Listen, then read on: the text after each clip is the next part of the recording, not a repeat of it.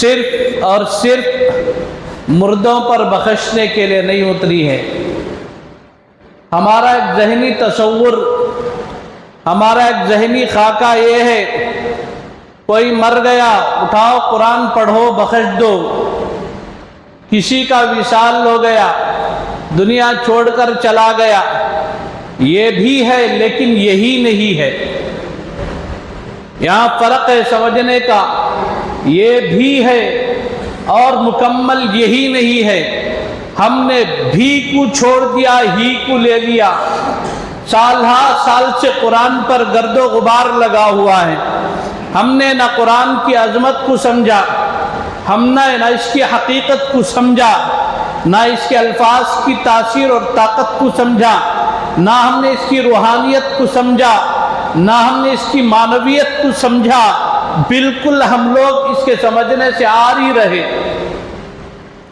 اللہ کرے امت مسلمہ کو اللہ تبارک و تعالی قرآن کی عظمت سمجھا دے، اللہ پاک قرآن کی روحانیت سمجھا دے، اللہ قرآن کا انقلاب سمجھا دے، اللہ پاک ہمیں قرآن سے ملنے والے سارے کے سارے فوائد عطا فرمائے۔ تھوڑا آج سے 1450 سال پچھلے کی تاریخ میں چلے، قرآن جب نازل ہوا حالات کیا تھے؟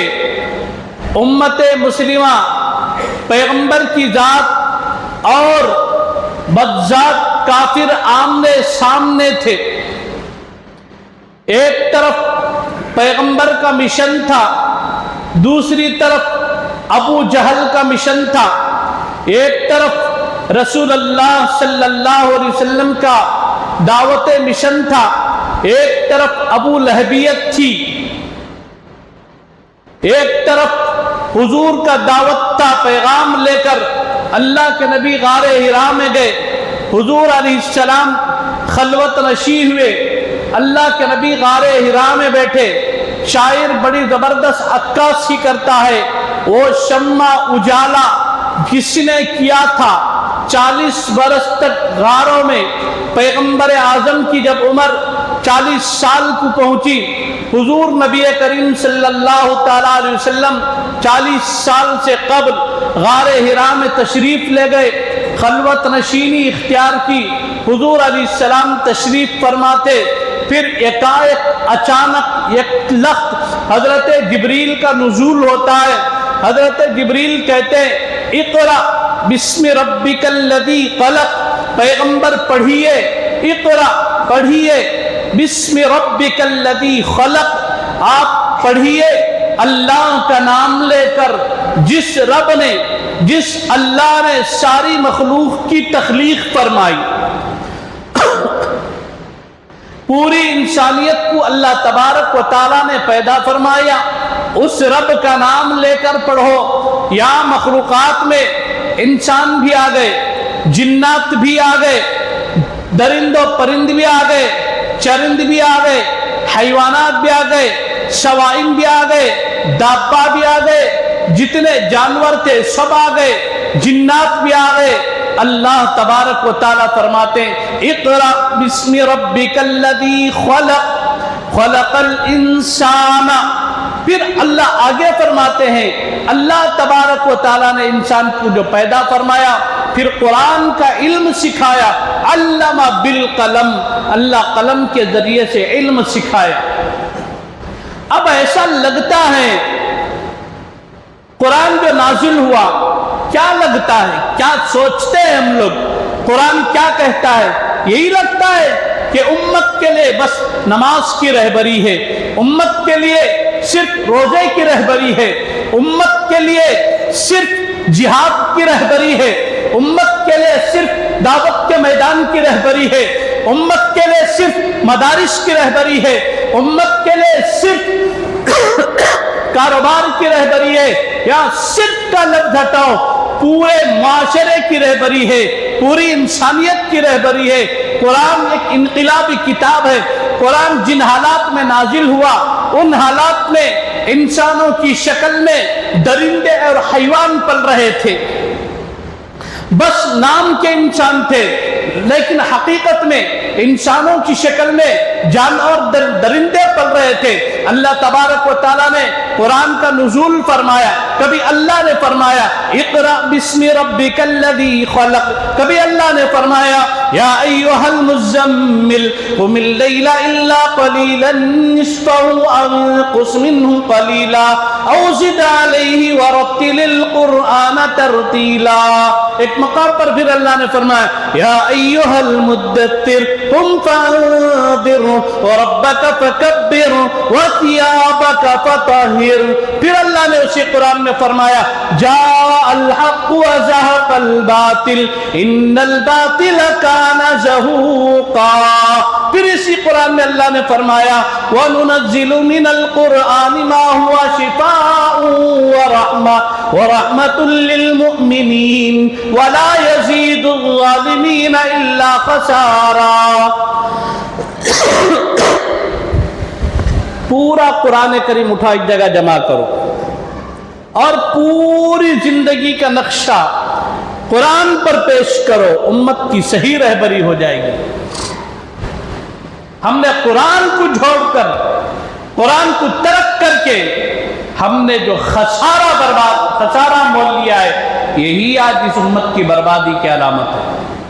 قرآن سے دور، اللہ کی کتاب سے دور، اللہ کے احکامات سے دور، اور یہ وہ کتاب ان حالات میں اتری ہے،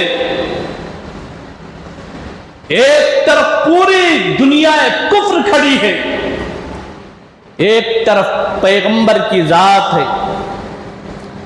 اب یہاں سے مشن چل رہا ہے، شروع ہو رہا ہے، اب رسول اللہ کے لیے حکم ہو رہا ہے یا ایھا الرسول بلغ ما انزل الیک من ربک وان لم تفعل فما بلغت رسالتہ۔ یا ایھا الرسول بلغ ما انزل الیک من ربک۔ ایک طرف پیغمبر کی ذات ہے، ایک طرف پوری دنیا کفر کھڑی ہے۔ غار ہیرا سے نیچے اترے، امی خدیجہ کے یہاں آئے، پوری کیفیت بیان کی، اس کے بعد اللہ کا حکم نازل ہوتا، پھر دعوت کے میدان میں نکلتے۔ اب قرآن کی انقلابی تاثیر دیکھو، قرآن کے ذریعے سے جو انقلاب آیا ہے، میں کہتا ہوں اسے انقلابی کتاب کہو۔ ہر میدان کے اندر انقلاب لاتی ہے کتاب۔ وہ معزز کے زمانے میں مسلمان ہو کر ہم خوار ہوئے، تاریک قرآن ہو کر ہم نے قرآن کی عظمت کو بھلا دیا، ہم نے قرآن کو چھوڑ دیا۔ ربنا وبعث فیہم رسولا منہم۔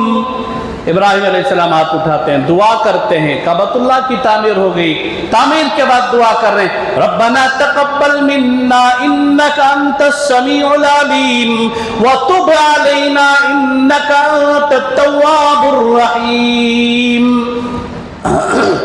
اس کے فوراً بعد جو دعا، اللہ کعبے کی تعمیر ہو گئی، قبول فرما ہماری توبہ ہے، فلاں فلاں فلاں، اس کے بعد ابراہیم علیہ السلام نے جو دعا مانگی ربنا وبعث فیہم رسولا منہم، یہ جو منہم کا لفظ بتا رہا ہے، اللہ ایک رسول بھیجے، ایک رسول عطا فرما، منہم انہی میں سے، یعنی انسانوں کی کیٹیگری میں سے ہوگا، کوئی جنات میں سے نہیں، فرشتوں میں سے نہیں، کوئی نوری مخلوق نہیں، کوئی اور مخلوق نہیں۔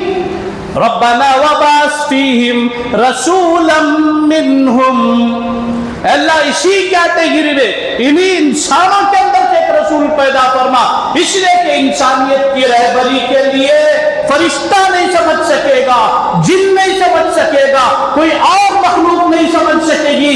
اللہ تو نے انسان کے اندر جو کیپیسٹی دی ہے، یہ کیپیسٹی کسی اور مخلوق میں نہیں ہے۔ انسانوں اپنے اندر کی کیپیسٹی کو سمجھو۔ خلق الانسان من صلصال کالفخار وخلق الجان من مارج من نار۔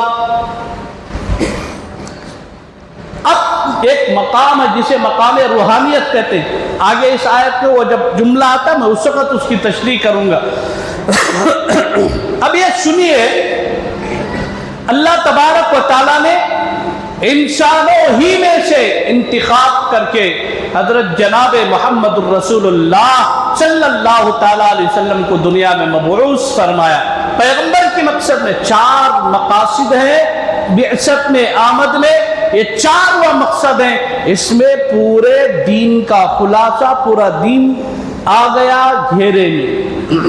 اب آپ پہلی چیز سمجھو، یتلو علیہم آیاتک، پہلا لفظ پیغمبر کیا کریں گے؟ یتلو، تلاوت کرتے ہیں، علیہم آیاتک، اے انسانو پیغمبر تم پر قرآن کی تلاوت کرتے ہیں۔ دعوت دیے، ایمان میں لے کر آئے، ایمان میں لانے کے بعد سب سے پہلا جو کام ہے وہ کیا ہو رہا ہے؟ انسانوں پر قرآن کی آیات کی تلاوت ہو رہی ہے۔ اب صحابہ قرآن سیکھ رہے ہیں۔ اب جو قرآن آج ہے نا، ایک نسخہ اٹھاؤ دیکھو، ایسا نہیں نازل ہوا، اب ورق کاغذ دیکھنے چلی، بلکہ اللہ تبارک و تعالیٰ نے حضرت جبریل کے ذریعے سے قلب مصطفیٰ پر اس کا نزول فرمایا۔ پھر حضور علیہ السلام اسے پڑھتے، صحابہ سنتے، اسے یاد کر لیتے تھے۔ یتلو علیہم آیاتک، اب آیات کی تلاوت، اب یہ ایسا انقلابی معجزہ ہے، جہاں بھی چلی ہے امت قرآن کے ذریعے سے وہ انقلاب بپا ہوا ہے۔ ہر زمانے میں قیصر و کسریٰ پیدا ہوئے، ہر زمانے میں عمر بن خطاب کے ثانی بھی پیدا ہوئے، کسی زمانے میں امریکہ و روس ہے،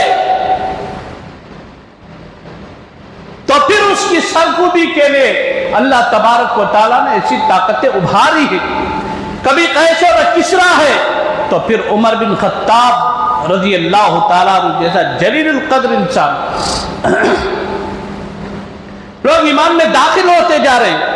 حضرت عمر رضی اللہ تعالیٰ عنہ کی بہن اور بہن بھی مسلمان ہو چکے تھے، حضرت عمر کو پتا چلا۔ اب اس سے پہلے حضرت عمر کا جو مزاج ہے وہ ایک دم قید مزاج، ایک دم قید مزاج۔ دیکھو بندے 2 طرح کے ہوتے ہیں، ایک دم نرم مزاج کے ہوتے ہیں اور ایک دم قید مزاج کے ہوتے ہیں۔ جن کو اللہ تبارک و تعالیٰ نے قید مزاج پر پیدا کر تو مزاج نہیں بدل سکتے۔ مجھے بتا کون تب تک مزاج بدل کوئی کیا نہیں ہوتا مزاج بدلنے۔ اب مزاج کو جو باطل کے کام آتا تھا اسے حق کے لیے پھیر دو، ٹرن کرنا، ٹرنور کرنا، مل کر پھیر دینا مزاج کو۔ حضرت عمر رضی اللہ تعالیٰ عنہ کا وہ مزاج تھا، اور حضرت عمر رضی اللہ تعالیٰ عنہ اس حالت میں بھی جب راستوں پر سڑکوں پر چلتے تھے تو لوگ تھراتے تھے، ایسا بارو انسان۔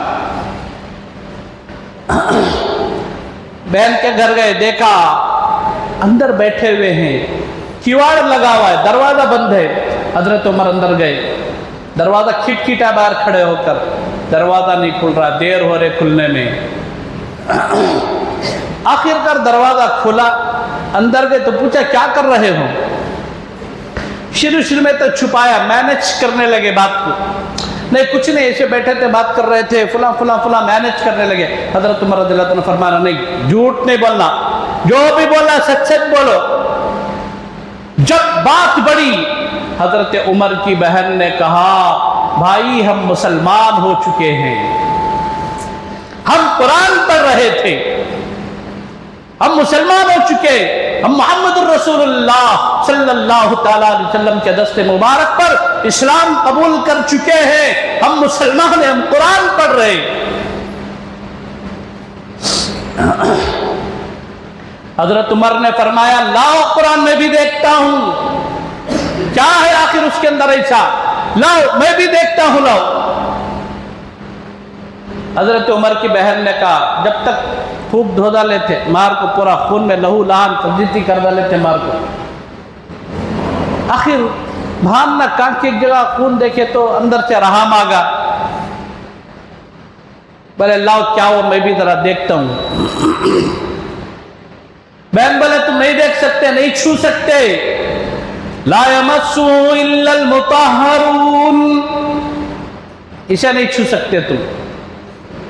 एक काम करो, जाओ गुस्ल करो, पाक कपड़े पहनो, फिर आओ, देखेंगे बाद में। हजरत उमर रज़ी अल्लाह ताला को गुस्ल कराया, कपड़े पहनाया, फिर आए। जब आए तो उनके हाथ में नुस्खा दिया, लो, पत्थर पर, चमड़े पर या कागज पर कहीं लिखा हुआ था तो उसे दिया, लो। हजरत उमर रज़ी अल्लाह ताला उसे हाथ में लिए, कहा पढ़ो क्या है। फिर उसके बाद आयत की तिलावत हुई, ताहा मा अंज़लना अलैकल कुरआन लितश्क़ा इल्ला तज़किरतन लिमन यख़्शा तंज़ीलन मिम्मन ख़लक़ल अर्ज़ वस्समावातिल उला अर्रहमानु अलल अर्शि इस्तवा लहू मा फ़िस समावाति व मा फ़िल अर्ज़ि व मा बैनहुमा व मा तहतत तरा व इन तजहर बिल क़ौलि फ़इन्नहु यअलमुस सिर्र व अख़फ़ा। पढ़ते रहे। जब सूरह ताहा की तिलावत होती रही, इधर कुरान की तिलावत होती रही, उधर हजरत उमर के क़ल्ब मुबारक में ईमान उतरता गया, दिल नर्म हो गया, ईमान इनके सीने में उतरता गया, जागृति हो गया।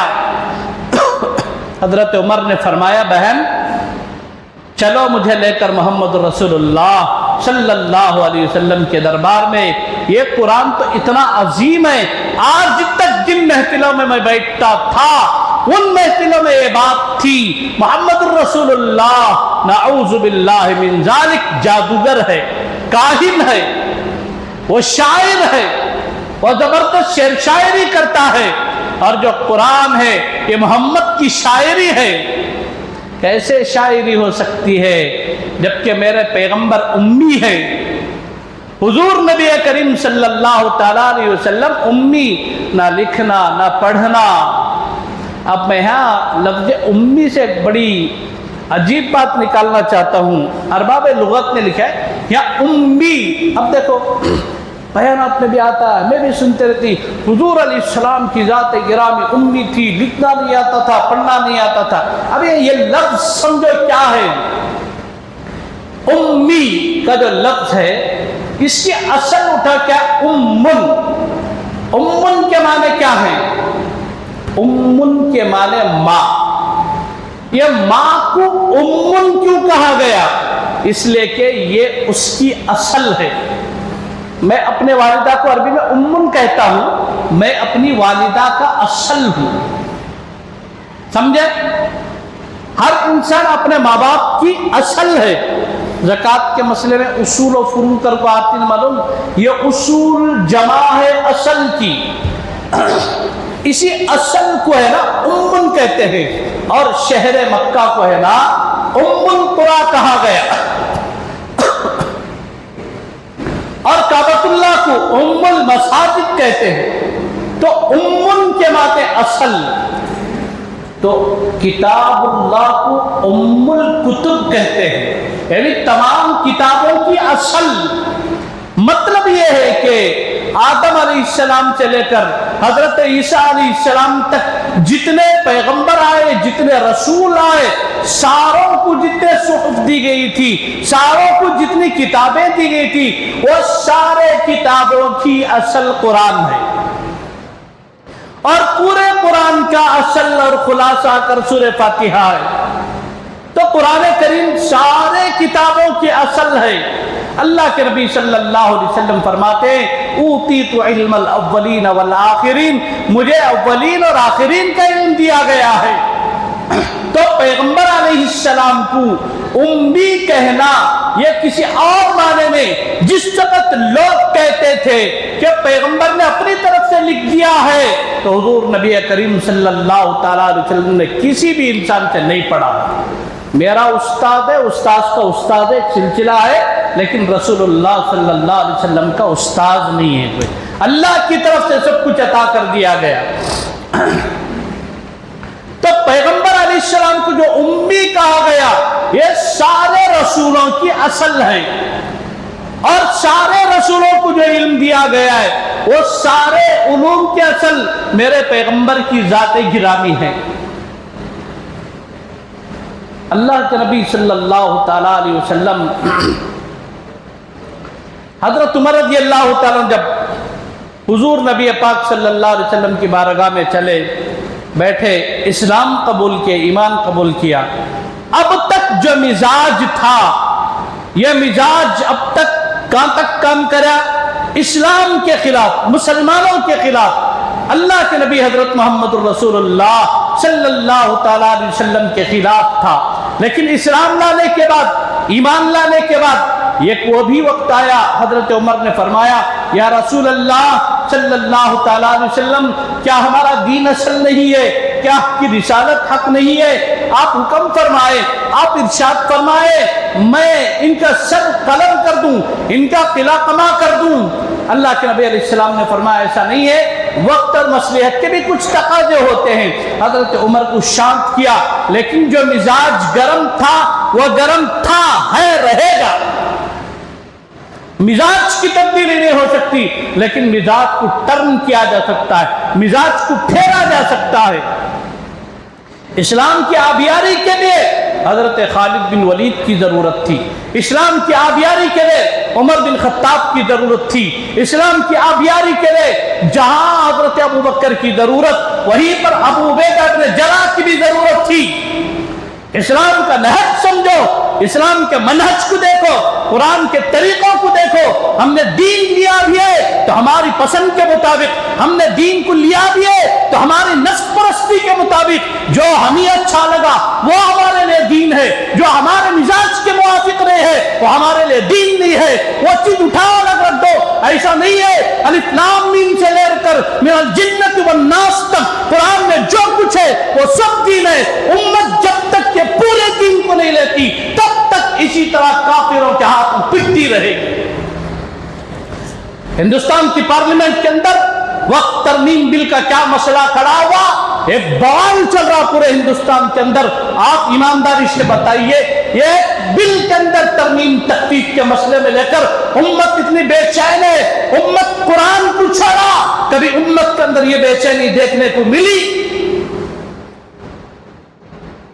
امت قرآن سے دور، امت نبی کے احکامات سے دور، امت اللہ کے احکامات سے دور، امت اللہ کے گھروں سے دور۔ آپ مجھے ایمانداری سے بتائیے، یہ بے چینی، یہ بے دلی، یہ اس طرح کی بے چینی، یہ اشتراک کیا کبھی دیکھنے کو ملا ہے؟ قرآن سے کتنی دوری ہے ہماری، کیا کبھی یہ بے چینی ہوئی؟ قرآن انقلابی کتاب ہے، اس دور کی بات ہے۔ ایک تو پورے صحابہ پر قرآن اثر انداز ہوا ہے، پورے صحابہ پر رسول اللہ کی ذات گرامی اثر انداز ہوئی ہے، اور آج تک وہ ہوتا آیا ہے، ہوتا ہے۔ اس دور کی بات ہے جب حضرت مولانا سجاد نعمانی صاحب دامت برکاتہ ندوۃ العلماء میں مدرس سے پڑھا رہے تھے۔ حضرت کی زبردست عربی بھی ہے اور حضرت کی انگلش بھی بڑی زبردست۔ ایک وفد آیا، اس کے اندر مذہبی لوگ تھے، یہودی بھی تھے، نصرانی بھی تھے، اس کے اندر پوپ پادری تھے، اس کے اندر وقت کے بڑے بڑے خناس شیاطین جن کو کہتے ہیں، اس قسم کے بھی لوگ تھے۔ شیاطین صرف اسی مخلوق میں نہیں ہوتے، خناس اور شیاطین بازے انسانوں میں سے بھی ہوتے ہیں۔ الذی یوسوس فی صدور الناس من الجنۃ والناس، یہ جملہ واضح کر رہا ہے۔ اب آپ دیکھو، ایک بات ہے یہاں پر، تو یہ لوگ ایک وفد پورا آیا، یہ لوگ مدرسے کا معائنہ کرنا چاہتے تھے، مدرسہ دیکھنا چاہتے تھے۔ حضرت مولانا سجاد نعمانی صاحب حضرت مولانا رابع حسن ندوی کے پاس گئے، جا کر کہنے لگے حضرت اس طرح کا ایک وفد آیا ہے، یہ مدرسے کا معائنہ کرنا چاہتے، مدرسہ دیکھنا چاہتے۔ حضرت رابع صاحب نے فرمایا لے جاؤ، لے جا کر دکھاؤ۔ لے گئے، پوری درسگاہیں دکھائی۔ آخر میں ایک درسگاہ پر پہنچے جو شعبہ حفظ کی درسگاہ تھی۔ چھوٹے چھوٹے بچے بیٹھ کر اس طرح ڈول رہے، قرآن یاد کر رہے، ڈول رہے، قرآن یاد کر رہے۔ اس میں ایک عورت تھی، زبردست انٹیلیجنس تھی، فرانس کی۔ اس نے کہا یہ کیا ہے، یہ بچے اس طرح کیوں ڈول رہے ہیں، کیا یاد کر رہے ہیں، کیوں پڑھ رہے ہیں اس طرح؟ حضرت مولا سجاد نعمانی صاحب نے فرمایا یہ بچے ہیں جو قرآن پاک حفظ کر رہے ہیں، انہوں نے قرآن کی ضخامت دیکھی، اتنی موٹی کتاب، کہا یہ پوری یاد ہو جاتی ہے؟ الحمدللہ پوری یاد ہو جاتی ہے۔ اس کے بعد کہا کیا یہ چھوٹے چھوٹے بچے اسے یاد کر لیتے ہیں؟ فرمایا ہاں یہ چھوٹے چھوٹے بچے اسے یاد کر لیتے ہیں۔ یہ پورے 30 پارے، 30 پارے، ان میں سے ایک چھوٹے بچے کو اٹھا کر کہا بیٹا قرآن پڑھتا چل۔ پھر اس بچے نے قرآن پڑھنا شروع کیا، مستقل 1 گھنٹے ٹائم تک قرآن پڑھتا رہا۔ اس کے بعد اس عورت نے کہا آہا، بس یہ آواز تھی، آہا، او مائی گاڈ۔ اب حضرت سجاد نعمانی صاحب دامت برکاتہم پوچھتے رہے تم نے اس طرح کیوں کیا؟ یہ آہا کا جو لفظ ہے اور او مائی گاڈ کا جو لفظ ہے کیا نظر آیا، کیوں اس طرح کیا تم نے؟ اب وہ عورت بولنے کے لیے تیار نہیں، اب ادھر سے حضرت مولانا چھوڑنے کے لیے تیار نہیں، وہ بولنے کے لیے تیار نہیں اور یہ چھوڑنے کے لیے تیار نہیں۔ ادھر سے مستقل انکار ہو رہا ہے، ادھر سے مستقل اصرار ہو رہا ہے۔ کہا نہیں بتاؤ کیا بات ہے، بتاؤ۔ اس کے بعد مجبور اس عورت نے کہا میں جس ڈپارٹمنٹ میں کام کرتی ہوں میرا کام یہی ہے کہ دنیا سے قرآن کو مٹانے کا کام یہ تقریباً 100 سال سے ہمارا کام چلا آ رہا ہے اور ہمارے پہلے سے بھی چلا آ رہا ہے، اور میں خود 14 سال سے ڈپارٹمنٹ میں کام کر رہی ہوں، اور اب مجھے دیکھ کر سمجھ میں آ رہا ہے اسے کوئی نہیں مٹا سکتا۔ ہم نے سوچا تھا مشنوں سے اس کی چھپائی ہو رہی ہے، لیکن نہیں، یہ تو چھوٹے چھوٹے بچوں کے دل میں دماغ میں اتار دیا جا رہا ہے، اب اسے کون مٹا سکتا ہے؟ اس نے کہا اللہ کی عزت و جلالت کی قسم اسے دنیا رہے جب تک کوئی نہیں مٹا سکتا۔ یہ معجزہ ہے قرآن کا۔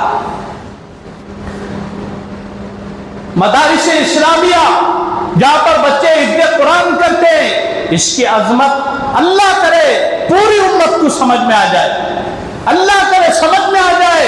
جس وقت مدارس بند ہو جائیں گے، مسلمانوں خلافت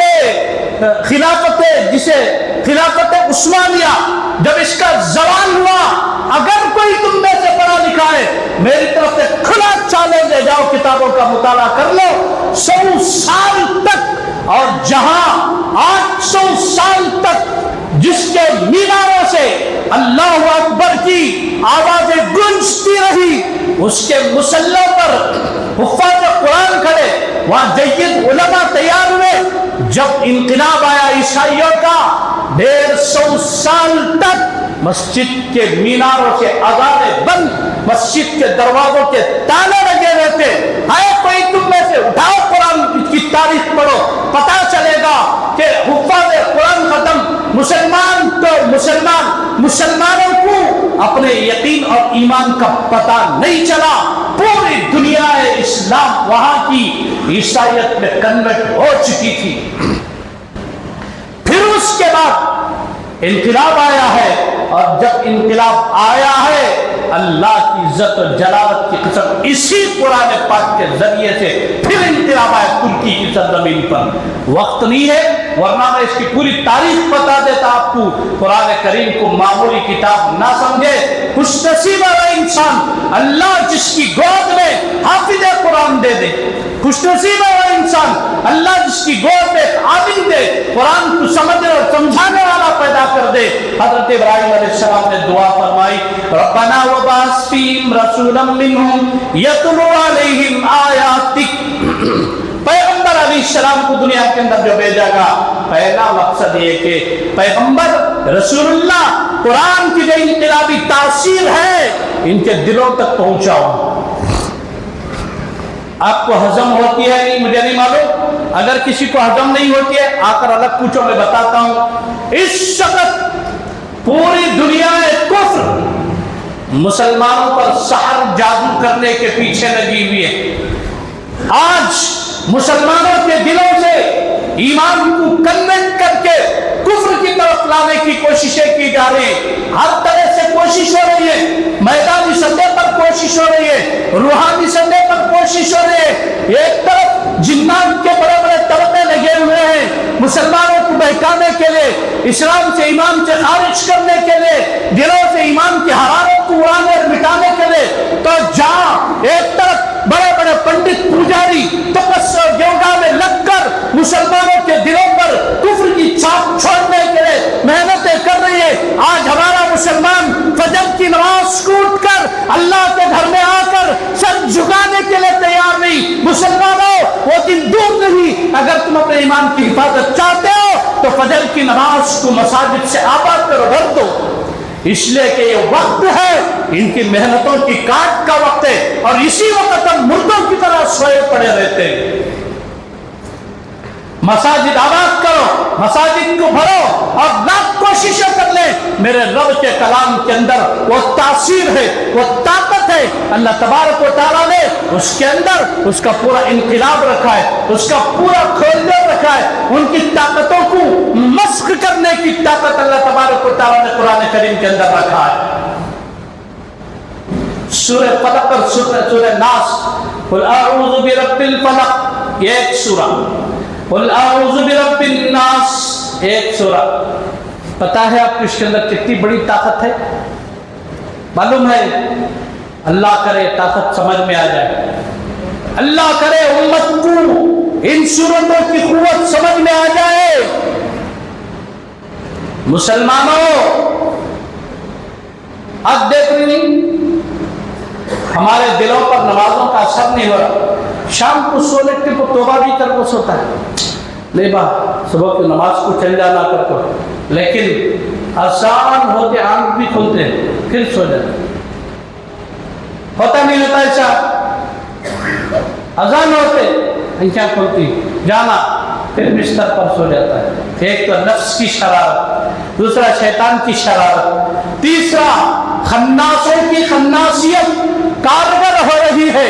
لات مارو ان کو، بستر سے اٹھو، چلو اللہ کے گھر کی طرف، فَفِرُّوا إِلَى الْمَسَاجِدِ فَفِرُّوا إِلَى بَيْتِ اللَّهِ، چلو اللہ کے گھروں کی طرف دوڑو، مساجد کی طرف، سجدے میں سر رکھو، کہو اللہ تیرے قرآن کی روحانیت نصیب فرما، اے اللہ تیرے قرآن میں جو روحانی طاقت ہے، قوت ہے، جو انقلاب ہے، اللہ ہمارے دلوں کو اس سے منور فرما، اللہ اس کا نور عطا فرما۔ دعا کر، فجر کی نماز چھوڑ ڈال کو، جا کو وہ سڑیا منہ ڈالنے کو، ٹیبل کو بیٹھ کر بیپار کو بیٹھتے ہیں، شام کو آتی برکت اس نے کہاں سے آ جاتے؟ برکت بولو کہاں سے آ جاتے؟ دیکھو ہماری زندگیوں کے انقلاب کے لیے جب تک امت مسلمہ کے ہاتھ میں قرآن تھا تب تک امت کامیاب تھی، جب تک مسلمانوں کے گھروں سے فجر اور تہجد میں قرآن کی آوازیں آتی تھی تب تک ہمارا روب تھا، ہوپ تھا، دبدبا تھا۔ اب یہ جا کر رات کے 12 بجے، رات کے 1 بجے تک آج سنت کا نوجوان موبائل کے اندر غرق، فلموں میں غرق اور گیمز کے آپ میں غرق ہو کر یہ جا کر رات کو سو رہا ہے۔ آپ مجھے بتاؤ امت کے اس نوجوان سے کون سی امید کریں؟ کیا سلطان صلاح الدین ایوب کی ایوبی کی امید رکھے، یا محمد بن قاسم کی امید رکھے، یا خالد بن ولید کی امید رکھے؟ نوجوانوں یاد رکھو اچھی طرح، کل قیامت کے دن یہ امت تمہارا دامن پکڑ کر کھینچ کر لے کر آئے گی، صحابہ تمہارا گریبان پکڑ کر لے کر آئیں گے۔ ہم نے اپنی جوانیوں کو رسول اللہ صلی اللہ علیہ وسلم کی دین کے لیے قربان کر دیا، نچھاور کر دیا۔ حضرت حنظلہ میدان محشر میں گریبان پکڑ کر آئیں گے، میں ایک رات کا دولہا تھا، پیغمبر نے آواز لگائی الجہاد فی سبیل اللہ، میں بستر سے اٹھا بغیر فجل کیے، پیغمبر کی آواز پر میدان کارزار میں جا کر شہید ہو گیا، اور تو اس امت کا بیٹا، تو محمد رسول اللہ کا امتی رات بھر موبائل کے اندر بے حیائی فحش مناظر دیتا، اللہ وہی سے تیرے سامنے پیش کرتا ہوں، کیا منہ دکھائیں گے؟ کیا حضور ہماری سفارش کریں گے؟ نوجوانوں چھوڑ دو یہ ساری حرکتیں، نوجوانوں توبہ کرو، اب وقت بہت زیادہ نہیں بچا ہے ہمارے پاس، یہ بات کان کھول کر سن کر جاؤ، ہمارے پاس زیادہ وقت نہیں بچا ہے، دجال کی آمد کا وقت بہت قریب ہے، وہ وقت دور نہیں ہے کہ ایمان ہمارے سینوں کو اٹھا لیا جائے گا، ایمان دلوں سے نکال لیا جائے گا۔ دجال کا فتنہ، دجال کا فتنہ، دجال کا فتنہ کیا معلوم؟ سب سے بڑا فتنہ ایمان دلوں سے اٹھا لیا جائے گا، اس کی جو محنت ہوگی وہ ایمان پر ہوگی، کسی بھی طرح سے ایمان نکل گیا تو کھوکھلے لوگوں کی ان کو ضرورت ہی نہیں، کھوٹے سکوں کی ان کو ضرورت ہی نہیں ہے، یہ تو بے جان پتلے ہیں۔ جان پیدا کرو، ایمان کی تاثیر پیدا کرو، ایمان کی طاقت پیدا کرو، اس مجلس سے توبہ کر کے اٹھو، توبہ کر کے اٹھو اس مجلس سے۔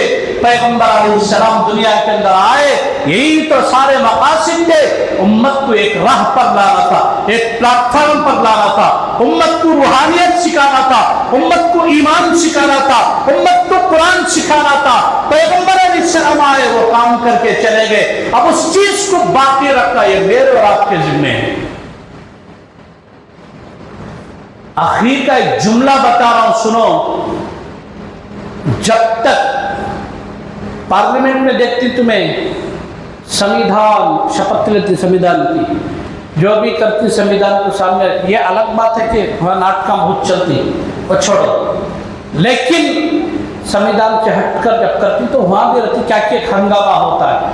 ہمارا ایمان، ہماری روح کا سمویدھان اللہ کی کتاب ہے، ہماری روح کا سمویدھان اللہ کی کتاب ہے، ہم نے اپنی روح کی سمویدھان کو اٹھا کر بالائے پشت پھینک دیا ہے، ہم نے اٹھا کر پھینک دیا ہے۔